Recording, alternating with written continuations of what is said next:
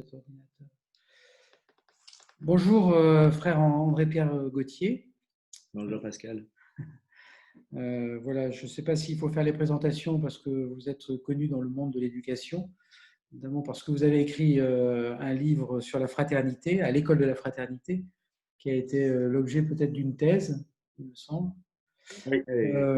Voilà, et puis si on vous sollicite aujourd'hui, c'est parce que vous vous adressez à des formateurs, des gens qui sont intéressés par l'ingénierie pédagogique et qui réfléchissent sur l'adaptation des formations à ce qu'on appelle les utilisateurs. Et dans le fond, dans la réflexion des 2 jours qui vont euh, nous alimenter, si je puis dire comme ça, on interpelle différents acteurs du monde de l'enseignement et de l'éducation à travers une problématique qui pour nous est essentielle, c'est-à-dire comment les gestes anthropologiques sont-ils inspirés. Alors, c'est peut-être un peu malheureux à dire ça, mais peut-être de façon un peu plus subtile, comment une communauté religieuse peut être inspirante pour une communauté éducative et comment, j'allais dire, le passage à témoin se fait, se passe. C'est un peu ça l'objet de notre réflexion. Et donc, nous avons sollicité, parce que d'abord, vous êtes religieux, et puis vous vous intéressez à la formation, vous êtes encore enseignant, et donc tout ça étant pour nous précieux. Merci. Alors, je vous laisse la parole. Et puis, j'aurais peut-être une question à vous poser si c'est nécessaire. Bon Pascal, toutes les bonnes raisons que vous avez dites ne rendent pas la question moins ardue. Et je dois avouer que avant que vous ne m'évoquiez cette commande, enfin cette réflexion en tout cas, je ne m'étais pas vraiment posé la question de ce lien que vous imaginez peut-être assez étroit, assez naturel entre la communauté religieuse, ses pratiques, ses manières de vivre et la communauté éducative. Pour dire les choses autrement, comment nos manières de vivre, nos pratiques pourraient peut-être inspirer les façons de vivre et les pratiques d'une communauté éducative. Pour introduire cette réflexion qui sera vraiment extrêmement modeste parce que je crois qu'elle mériterait d'être l'objet d'une recherche d'une réflexion beaucoup plus poussée d'ailleurs, beaucoup plus débattue. Donc c'est ce petit apport que je vais faire. En y réfléchissant, je l'ai pensé d'abord sous le mode du paradoxe parce que je crois que le concept même de communauté éducative dans les années 70, enfin en 1967 précisément, quand il est né, il faut reconnaître qu'il naît par défaut, parce que les religieux, les prêtres, les religieuses traditionnellement engagés dans l'éducation commencent à faire défaut. Donc la communauté éducative devient une espèce de possibilité de poursuivre la tâche, mais l'un des acteurs commençant à être plus fragilisé, si je puis dire. Et puis, pas seulement cela, mais dans ces années-là, les communautés religieuses, alors je vais parler de communautés religieuses pour ne pas généraliser, mais sont elles-mêmes fragilisées parce qu'elles s'interrogent pour certaines sur la valeur, la pertinence de leur mission. C'est un moment extrêmement compliqué, voire un moment de rupture entre la vocation première de ces communautés et la mission éducative, surtout dans l'école. Et on peut aller même jusqu'à dire qu'il y a eu parfois une forme de défaillance apostolique ou missionnaire parce qu'il y a eu une usure des personnes et une usure des motivations. Voilà, donc c'est un paradoxe un petit peu qui est connu, tout ça est très très rapide.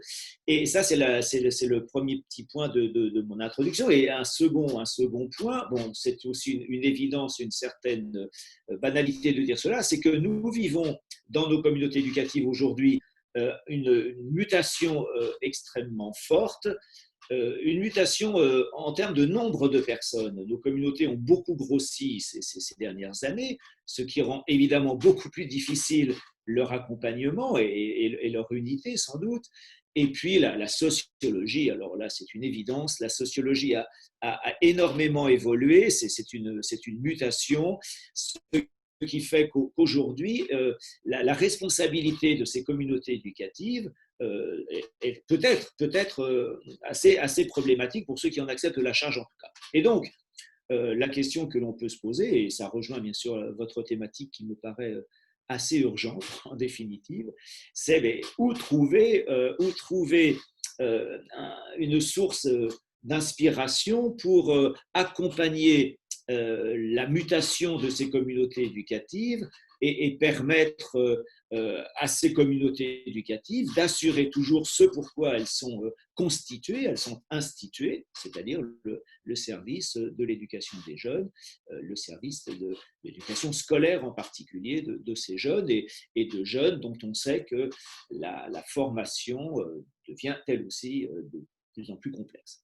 Voilà. Alors, est-ce que nos communautés religieuses peuvent être une source inspirante? Bien, je vous propose quelques pistes très très simples qui sont pour moi des interrogations d'ailleurs que je vous partage et qui, je crois, vont donner lieu à la suite d'un partage entre vous.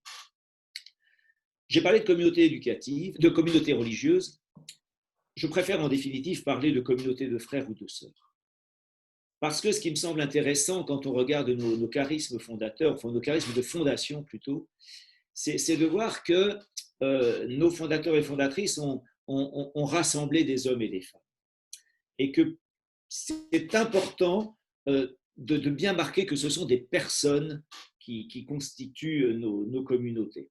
Même si on a pu avoir tendance à négliger la personne au profit d'un idéal qu'elle devait représenter. Et si parfois, même dans nos communautés éducatives aujourd'hui, on est tenté d'accentuer la dimension professionnelle, quitte parfois à être moins sensible à l'itinéraire de la personne, parce qu'on va lui demander d'être un bon professionnel, et on est un peu dans la tension entre l'idéal et la réalité des itinéraires.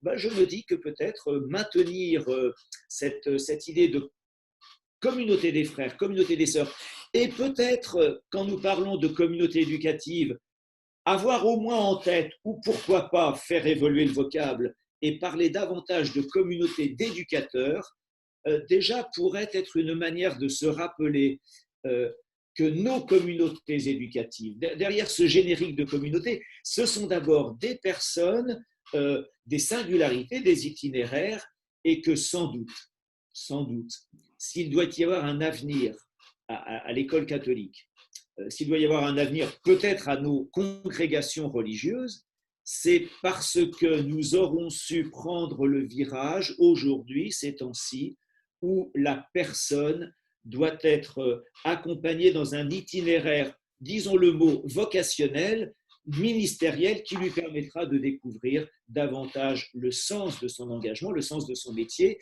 et comment ce métier structure en fait son identité profonde. Car pour des laïcs, comme pour nous, frères ou sœurs religieux, c'est bien quelque chose là qui se dit de très profond. Notre métier aide à la structuration de notre identité profonde. Ce qui est vrai pour nous doit l'être certainement pour un certain nombre au moins de laïcs qui travaillent dans les écoles. Et ceci étant dit, je crois qu'il faut de suite ajouter que nos communautés, dans nos traditions congrégalistes, je parle bien de nos traditions congrégalistes, et disons que je ne vais pas généraliser, mais disons la plupart de nos traditions congrégalistes, les communautés n'ont pas été fondées pour elles-mêmes. Nous ne sommes pas en communauté pour être en communauté. Nous ne sommes pas en communauté parce qu'on est bien en communauté. Donc, si on y est bien, tant mieux, et souvent on y est bien. Nous ne sommes même pas en communauté d'abord pour témoigner de la vie fraternelle. Parfois, on entend dire cela, que le rôle d'une communauté religieuse, de frères ou de sœurs, est d'abord un rôle de témoignage de la vie fraternelle. Tout cela est vrai, mais je pense que ça reste second par rapport à l'intuition des fondateurs, fondatrices et par rapport au charisme de fondation, qui est la mission. C'est-à-dire que si nous sommes rassemblés dans une communauté, c'est d'abord pour permettre que soit réalisée le mieux possible la mission d'éducation à laquelle les membres de cette communauté se consacrent à travers leur consécration religieuse.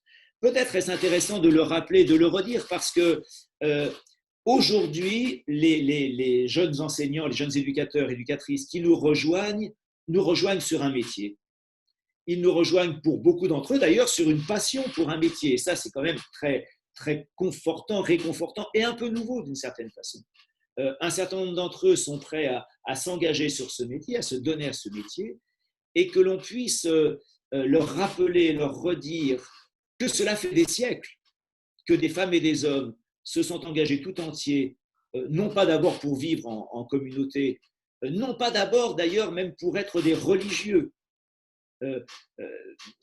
J'aime bien cette intuition d'Alix Leclerc à la fin du XVIe, Saint-Pierre Fourier qui dit dans les Constitutions avec Alix Leclerc, ce ne sont pas des religieuses qui font l'école, ce sont des maîtresses d'école qui cherchent à être religieuses pour être mieux à leur affaire.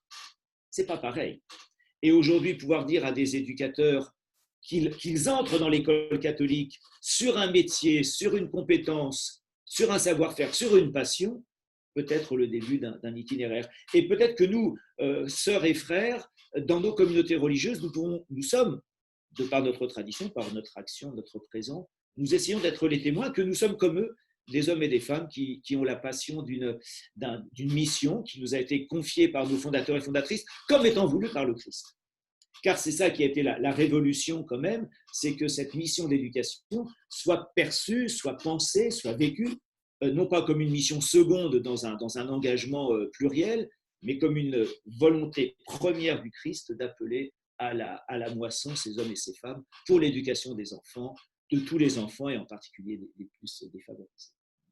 Et je voudrais là souligner une dimension anthropologique qui me paraît forte dans nos communautés religieuses, qu'il l'est de plus en plus, qu'il l'est réellement, qu'il doit l'être de plus en plus, mais qu'il l'est, c'est que si nous sommes réunis en communauté, alors que la mission, pour un certain nombre d'entre nous, reste la mission d'éducation dans quelque domaine que ce soit, si nous sommes réunis en communauté, c'est parce que nous avons sans doute besoin que ce lieu communautaire soit un lieu où nous sommes reconnus dans ce que nous faisons, soit un lieu dans lequel nous fassions l'expérience d'une forme de considération. Parce que, et je ne sais pas si nos fondateurs l'ont pensé cela, mais peut-être était-ce induit dans leur démarche, lorsque l'on doit s'occuper de jeunes en difficulté pour certains d'entre nous, lorsque l'on doit à longueur de journée œuvrer sur une mission qui est lourde, qui est complexe, lorsque l'on sait que cette mission ne réussira que si nous-mêmes nous regardons les jeunes avec le regard du Christ, si nous les considérons, nous avons besoin, nous aussi, de cette considération. C'est-à-dire que penser la communauté religieuse comme un espace où l'on est d'abord reconnu et considéré, avant d'être jugé, bien sûr, évalué sur d'autres critères que d'abord cette espèce de gratuité de l'acte de considération. Est-ce qu'il n'y a pas là, pour nos communautés éducatives et pour l'accompagnement de nos communautés éducatives, quelque chose de très fort aujourd'hui, mais qui peut apparaître comme quelque chose qui va prendre peut-être à rebours le mouvement actuel de notre société. Redire et revivre et vivre que ces adultes qui accompagnent aujourd'hui des jeunes, qui cherchent à transmettre le meilleur d'une culture, le meilleur d'une manière de vivre, le meilleur d'une foi, que ces adultes ont besoin de trouver en communauté, dans leur communauté éducative, qu'ils ont besoin de trouver cette considération qu'on leur demande de vivre au regard des jeunes qui leur sont confiés. C'est-à-dire que là, il est important de redire que la communauté religieuse est ou doit être toujours de plus en plus, car elle ne l'est jamais parfaitement, cet espace de la considération. D'autres pistes, bien sûr, découlent de cela, mais cela est premier sans doute. D'autres pistes découlent, c'est de se rappeler qu'il n'y a pas de mission d'éducation dans une communauté religieuse qui soit totalement solitaire. Bien sûr que nos missions sont singulières et personnelles, nous ne faisons pas tous la même tâche et de la même manière. Mais s'il y a communauté religieuse, c'est parce que nous pensons qu'il y a un lieu, il y a un moment, il y a des moments où c'est ensemble que nous portons cette mission d'éducation, ou tout au moins que nous emportons le souci collectif, même si nous ne sommes pas tous engagés de par nos âges et nos vocations personnelles dans cette mission-là. C'est vraiment quelque chose qui se porte ensemble. Et d'ailleurs, le mot communauté, nous le savons très bien maintenant, a cette étymologie, cette portée-là. La communauté, c'est cette charge que nous portons ensemble. La charge éducative dans notre cas, la charge de nous porter les uns des autres, de nous supporter, mais au sens le plus beau de l'étymologie, de nous aider à avancer en nous portant les uns les autres. Eh bien, c'est de cette communauté qui porte ensemble la mission que nos communautés religieuses sont témoins et que peut-être nous pouvons dresser comme un horizon pour ces communautés éducatives, c'est-à-dire rappeler que c'est une affaire collective, que le souci de l'éducation ne peut être porté que par des hommes et des femmes qui, ensemble, se donnent un horizon commun, d'où l'importance du projet. Et aujourd'hui, nous le savons, la médiation première pour nos communautés éducatives. La médiation première, c'est le projet éducatif. Et nous n'en aurons jamais fini de creuser l'importance de cette dimension-là. Car il n'y a pas moyen de porter ensemble la mission s'il n'y a pas ce projet qui assure cette cohérence entre les personnes. Non pas une cohérence qui viendrait de leur baptême, par exemple, ou d'une pensée commune. Cette dimension-là n'a plus lieu d'être, ne peut plus avoir lieu. En revanche, plutôt que de se demander d'où nous venons, nous demander où nous allons ensemble grâce à ce projet. Et à ce moment-là, si la communauté religieuse peut être une aide, un rappel fécond, une source pour cette dynamique-là, eh bien, c'est de rappeler qu'elle rappelle elle-même, qu'elle dise elle-même comment elle fonctionne. Une communauté religieuse, une communauté de frères, de sœurs, ça fonctionne sur des projets communautaires. Ça fonctionne sur une relecture de ces projets régulière, une évaluation qui nous permet de nous mettre en route pour un nouveau bout de chemin, toujours en essayant d'actualiser, bien sûr, de vivre dans l'aujourd'hui le charisme de fondation. Et nous pouvons constater, sans que ce soit du tout négatif ici, dans ce lieu où vous êtes d'ailleurs, que la relecture de nos projets d'éducation dans nos établissements scolaires, de nos projets d'établissement, leur évaluation, n'ont pas encore trouvé le bon mode de fonctionnement dans un certain nombre de lieux. Et ce que nous essayons de faire avec, bien sûr, nos fragilités, il faut que les communautés éducatives continuent de le faire, de le mettre en place, même si cela aujourd'hui n'est pas encore un acquis, n'est pas encore un habitus. Or, s'il y a communauté de sœurs, communauté de frères, s'il y a pérennité de cette intuition de fondation, c'est parce que, année après année, à travers nos communautés, à travers nos vies de province, nos chapitres, comme l'on dit, nos chapitres régionaux, provinciaux, généraux, eh bien, nous avons cet habitus de la relecture, de la mise en mots de ce que nous avons vécu et de la mise en mots de ce que nous voulons vivre au nom de notre fondation. Enfin, et peut-être le dernier point, qu'est-ce que c'est qu'une communauté religieuse? C'est une communauté de frères, de sœurs, c'est un lieu où on ne peut pas se payer de mots. C'est un équilibre très difficile. C'est un espace où sans cesse une forme de fatigue ou de rugosité des relations nous oblige à puiser très fort, à la fois dans un regard d'évangile, mais aussi dans ce qu'ont vécu nos grands frères, nos grandes sœurs, nos fondateurs, nos fondatrices. Comment ces hommes et ces femmes ont tenu parce qu'ils ont progressivement travaillé leur regard du cœur, ils ont progressivement travaillé leur relation au quotidien, sans se payer de mots. Et c'est ça, je crois, la force des congréganistes. La force des congréganistes, c'est que nous ne sommes pas partis sur des concepts. Nous n'avons pas été baptisés dans des concepts de fraternité, de liberté, de je ne sais quoi. Nous avons été baptisés dans des expériences humaines, d'hommes et de femmes, qui ont essayé d'être sœurs, qui ont essayé d'être frères. Nous ne sommes pas nés de concepts, nous sommes nés de récits. Et aujourd'hui, nos communautés éducatives, il ne faut pas les abreuver de concepts, il ne faut pas les abreuver de grands mots, il ne faut pas les abreuver de fraternité, il faut les aider à grandir dans des relations de fraternité. Et en conclusion, si on peut conclure sur ce sujet, il me semble qu'aujourd'hui, il y a des hommes et des femmes qui ont une responsabilité très particulière dans ces communautés éducatives et dans ce mouvement auquel nous sentons bien que nous sommes appelés d'accompagnement, de projets, de relecture, d'animation, de souci des autres. Ces hommes et ces femmes, c'est autour des chefs d'établissement, ce sont les équipes de direction.